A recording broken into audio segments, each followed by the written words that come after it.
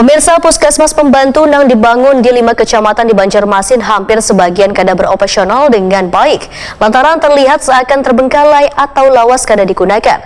Padahal kehadiran puskesmas pembantu yang letaknya di pemukiman warga ini tujuannya untuk membantu warga berobat atau berperiksa kesehatan tanpa harus mendatangi puskesmas induk yang jaraknya lumayan jauh.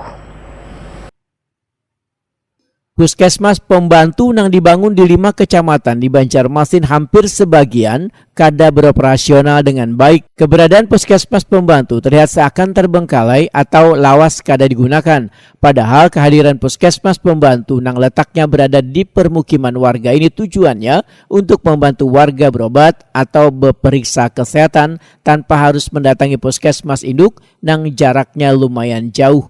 Kepala Bidang Pelayanan Sumber Daya Kesehatan Dinas Kesehatan Banjarmasin, Dr. Gigi Emma Arisnawati Wahetakuni Primati Pijelang Tengah hari Senin 2 Januari 2023 menyatakan kada dioperasionalkannya sebagian puskesmas pembantu lantaran terjadinya wabah pandemi COVID-19 yang hampir 2 tahun. Sabaratan petugas kesehatan diminta fokus menangani COVID-19 di puskesmas induk. Emma Arisnawati pun berjanji akan menginventarisir kembali puskesmas pembantu yang masih bisa dimanfaatkan. Kemudian nantinya akan ditransformasikan menjadi satuan kesehatan nasional, yaitu dengan menyediakan petugas perawat wan bidan serta petugas kesehatan lainnya.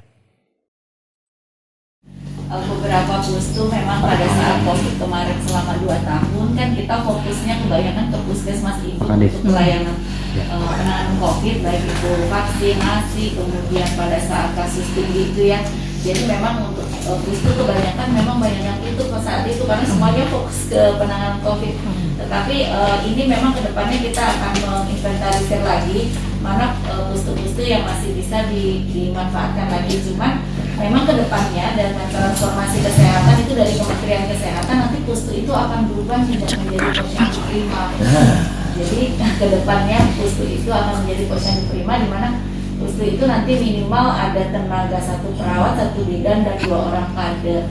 Nah ini tapi masih ada beberapa yang diuji coba sih di beberapa daerah, tapi kalau Banjarmasin nggak ada. Kalau di Kalsel itu ada uji cobanya itu di Kabupaten Banjar, Kabupaten Banjar. Emma Arisnawati menambahkan, sudah ada beberapa puskesmas pembantu yang dialihfungsikan. Salah satunya puskesmas pembantu di kawasan Kecamatan Banjarmasin Selatan, nang wayah ini menjadi kantor pelayanan UPT Pajak Daerah BPKPAD Banjarmasin.